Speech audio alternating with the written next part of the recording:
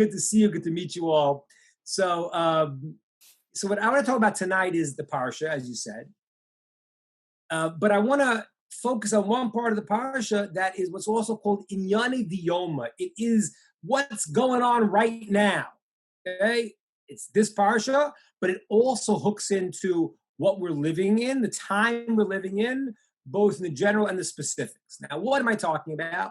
The parsha has the holidays, the mo'adim, the holidays, and describes the holidays. So I want to talk about that from the parsha perspective, but I want to talk about it also because it's describing a period of time that we're in right now. The time between Passover, Pesach, and Shavuot. And it's in this week's Torah portion. And we'll talk about that, and we'll talk a little about coronavirus, and we'll talk about plagues, and hopefully good things that hopefully will come out from all these things.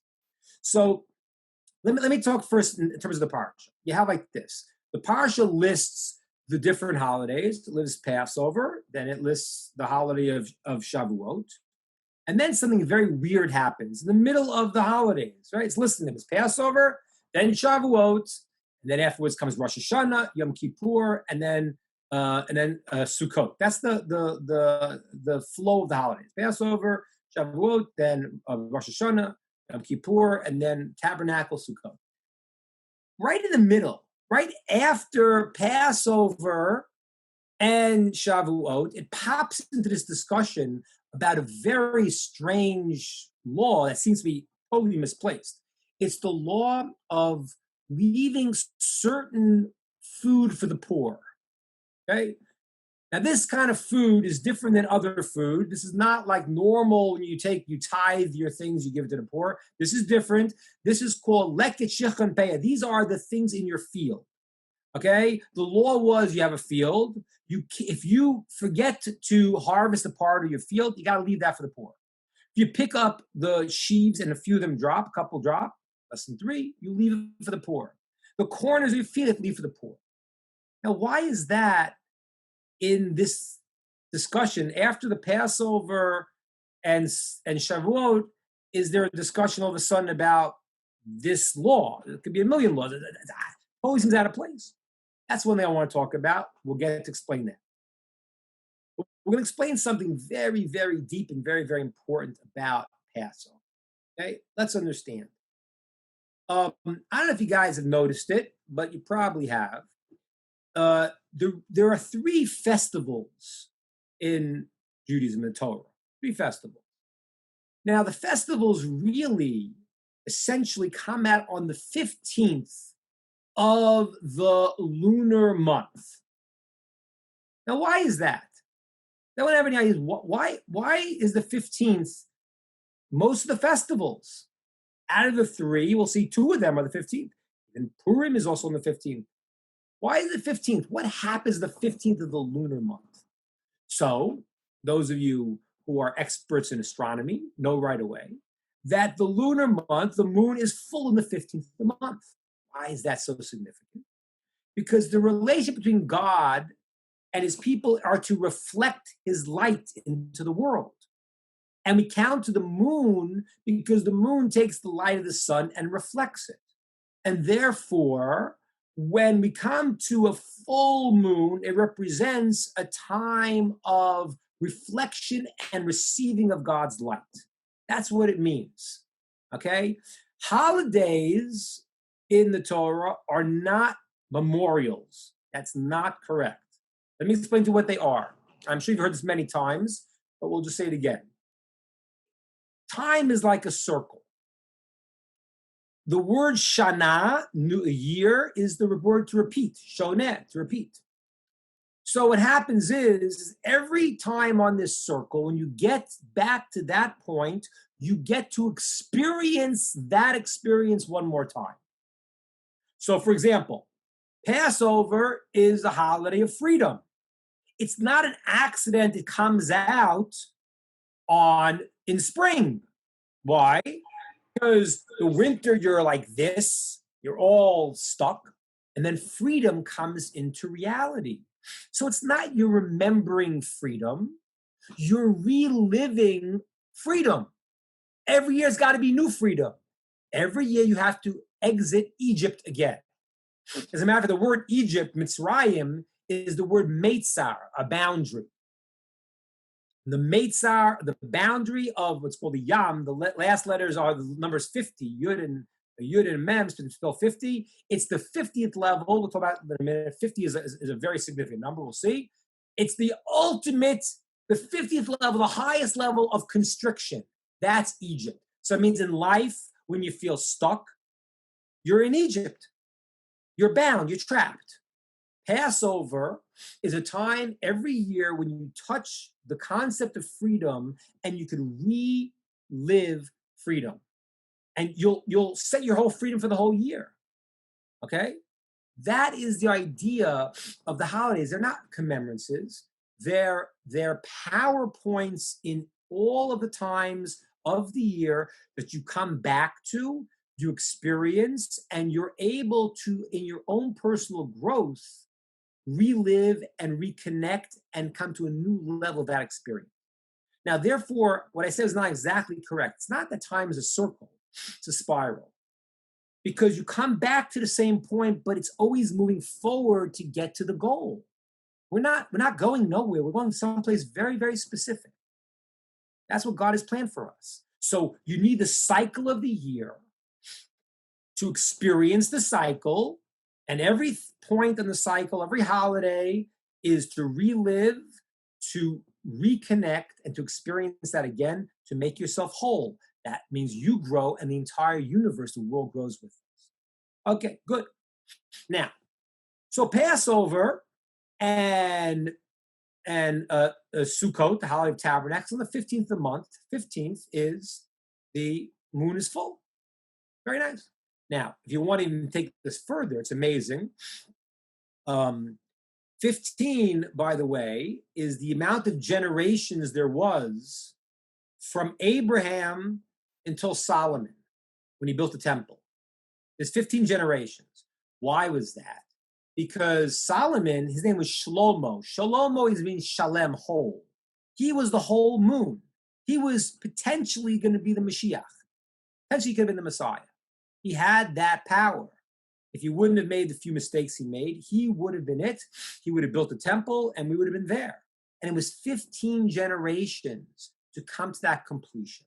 Okay, the class is not on number 15, though I can give you an entire class on 15 because it's fascinating. There are 15 steps going up in the temple, 15 songs of elevation that David wrote, all with this idea of completion. Male, female, connecting, coming to the full expression. Okay, so Passover is 15, and Tabernacle Sukkot is 15, but that's not the holiday of Shavuot. The holiday we get the Torah, it's not the 15th at all. As a matter of fact, the date is not even mentioned in the Torah. The date is not even the point. Okay? Why? It says that from Passover, you count 50 days to Shavuot. So the holiday of Shavuot is defined by the counting of 50. Now, truth is, we don't count 50, we count 49. That's called the days of this period called the Omer, when we count 49 days from Passover until Shavuot. The 50th day we don't count. That, so to speak, God counts. Out of our hands. It happens. We went 49 days. We counted the most we could. The 50th day happens without us. We can't count. I want to explain to you why. And what I'm going to teach you tonight is going to be a principle that goes through everything in your life. Everything. If people understood this principle, we would cut the divorce rate by 99%. It's a big promise, huh, Reuven? It's a pretty big promise there. So let me explain this principle. What is that? What is this principle? The principle of the dynamic from Passover to Shavuot. And then I'll explain to you why it mentions this gifts to the poor in the middle of this discussion. But let me preface it one more moment with one other question that is strange. Passover, as you I'm sure know, is known for one particular unique law. And those of us who eat this food for the 7 days of Passover, we feel it for many days afterwards. And it's what? It's the law of eating matzah and not eating bread. Now, why not? What's wrong with bread? But for some reason, God said that Passover eat matzah. And I want to tell you something amazing. The service in the temple, pretty much all the service, whenever they had bread, because they used offerings from flour, they were always made to be matzah. There's basically one, possibly two exceptions. Okay? Now, what's the exception? The exception is the holiday from Passover, the holiday called Shavuot. Passover, you have to eat matzah. Shavuot has a weird law, which doesn't appear in any place except for one other exception, in any of the temple services where the service was done with bread, not matzah. Why? Why is Passover so important? And all the certain temples of the matzah, all of a sudden you have this idea of Shavuot. No, that we have to have. No, that service got to be bread, two breads, wheat and bread. Let me explain. We just passed Passover. We just finished Passover. What is this law about? You don't eat bread.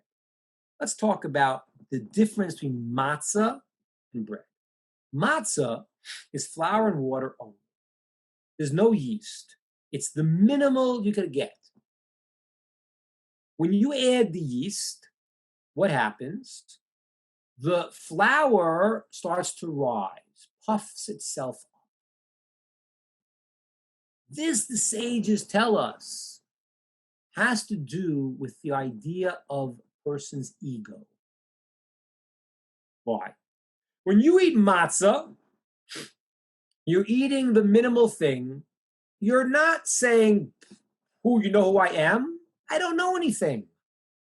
I'm starting out as a beginner. I am not thinking I have all the answers. I don't have the answers. I have the basics. Bread represents the idea of there's a lot of extra fluff in the middle there. It's puffed itself up. It means the person has entered into the matzah his own world. And some of it is not so good. Some of it is negative ego. Some of it is his biases, his wanting for fame and fortune, whatever it is. So bread is therefore considered to be a dangerous type food sometimes, because although it's yummy and it's puffed up, but it represents the idea that you're no longer a minimalist. You're like putting your own thing and you're pushing your own ideas, and maybe you're getting your own ego into the thing. So what happens in Passover? Passover is the holiday where you start to say, I don't know. I gotta connect to God, and I have to first say, what do you want me to do, God? Not what I think. If imagine I play guitar.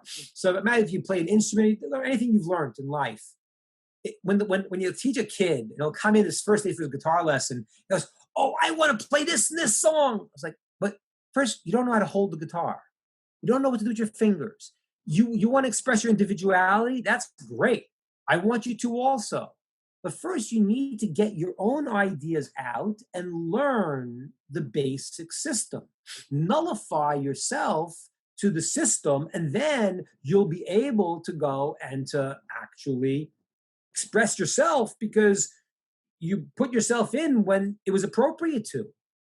The beginner learning system has to get rid of our egos. And that's what Talmud says. A person should train themselves to say, I don't know. saying you don't know is not a bad thing. It's a good thing.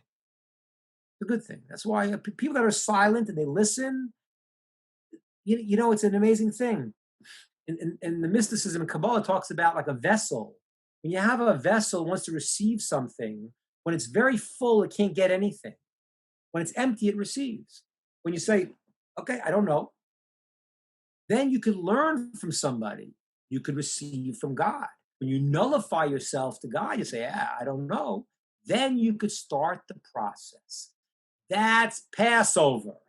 Passover is the beginning holiday. It's when we first come to be a nation and we say, well, we don't really necessarily deserve this. As a matter of fact, when God came to take the Jews out of Egypt, they didn't have any mitzvot. They really had nothing so great they were doing. They were steeped into Egyptian culture. Unfortunately, like many Jews are steeped into American culture. Look, all of us, we have to, America's got a lot of great things to offer. Well, as you all know, because you're on this broadcast, a lot of stuff that's creeping in that we do not want.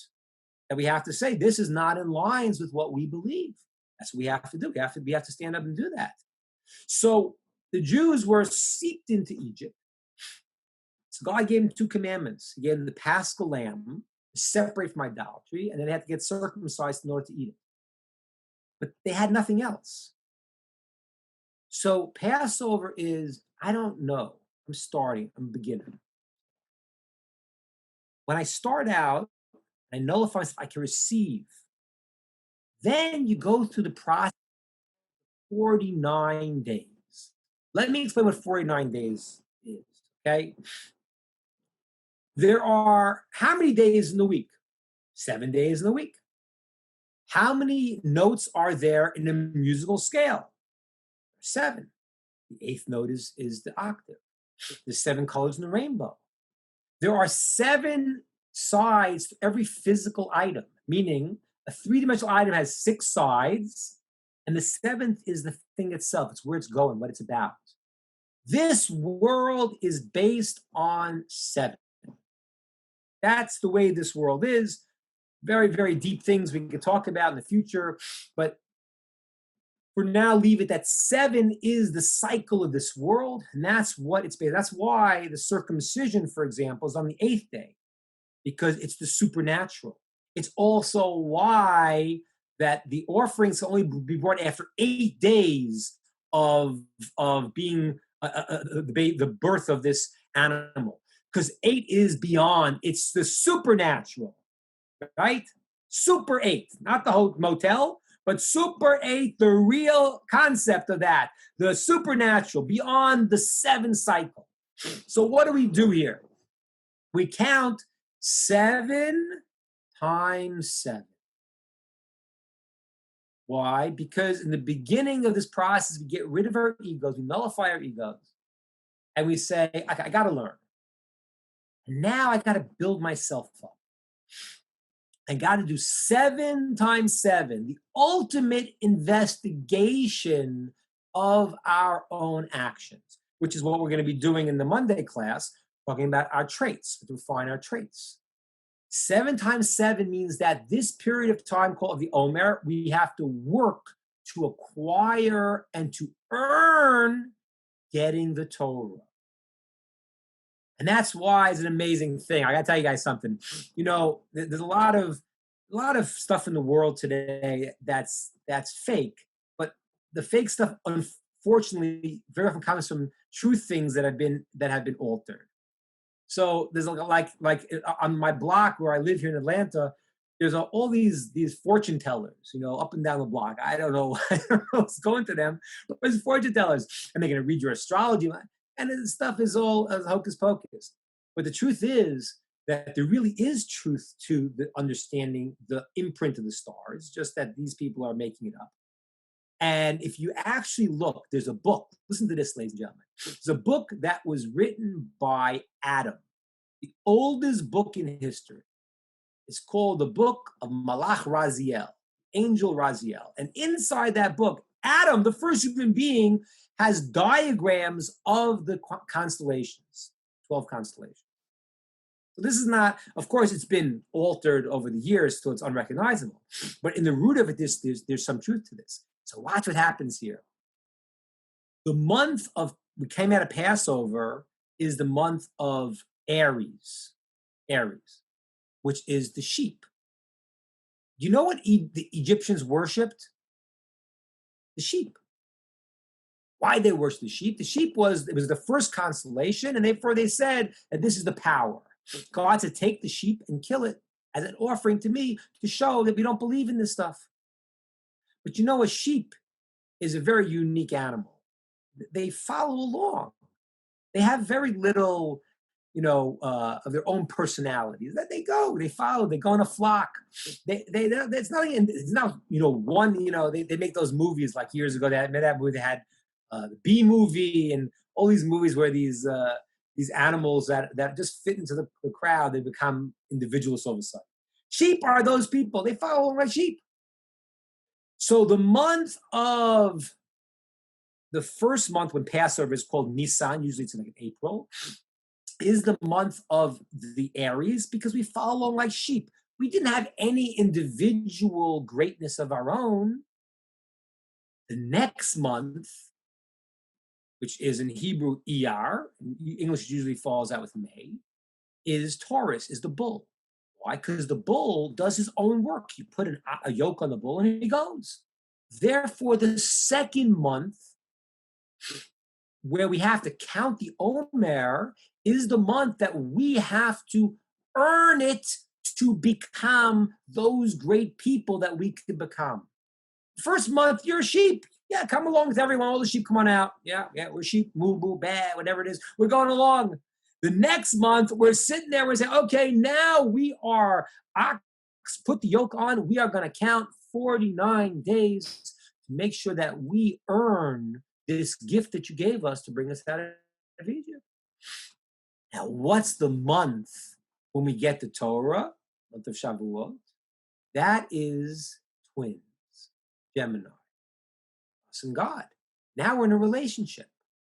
If I give you, and you're just taking from me, there's no relationship. If I give to you a loan, and you now go and you take this loan and you invest and you make yourself into your own person, then, okay, it's a different relationship. It's not you're just a taker, just a sheep. It's not that you're separate from me because I gave you the loan. Now we have this new relationship. That's the process here. Passover, sheep, no earning. God just gave us. We didn't really deserve it. Now we're counting 49 days, 7 times 7. And we're working really, really hard. And then we get to the next month, the month of Sivan, where it's the month of Gemini, it's the twins, because now we're in a relationship. God gives the Torah. That's the holiday of Shavuot. Wow. Let me explain something a little bit more about this. That's why we have bread in the service of Shavuot, as opposed to matzah, which is what we had on Passover. Because if you try to get your own ideas into the system in the very beginning, it's not going to come out good. But if you nullified yourself in the beginning, you said, okay, I don't know, I'm eating matzah, I don't know, because I don't have any merits, you took me out of Egypt, and then I work and I work and I work, then I have a possibility of expressing my unique nature at the end of this project. And I could do it because I also contributed, but I didn't contribute like, the kid who wants to play guitar and the first day he's, just not learning because he's trying to show off. I've nullified my ego. I've learned it. And now every person has their unique way to see the world. I can express it. And that's why the service on Shavuot is the service that is done with bread, not with matzah, leaven. Beautiful. Okay. Now, let me explain how this has to do with everything in our lives. Everything. Mystics tell us that everything is based in this process. What happens is there's a flow that you get that is the inspiration, and then it leaves. Why does it leave? Because if the inspiration stays there, then it's not you. You didn't do anything. The inspiration is to show you what can be. It's like you're trying to go to a place and you're moving, you're walking in the dark, and you know there's a beautiful palace, but you can't see it. It's pitch dark. What happens? A lightning bolt comes out, and you see it for a second. Now you know where you're going. Now you have to go and make the effort to get there. So the lightning bolt is the inspiration to show you what it can be. But if the inspiration stays there and you don't add the perspiration, you don't make the effort, then we're nothing. And we're just takers.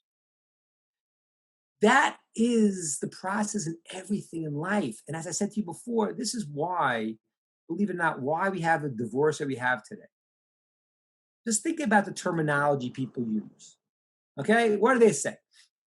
People say, well, I fell in love and then I fell out. Well, yes, that's probably true.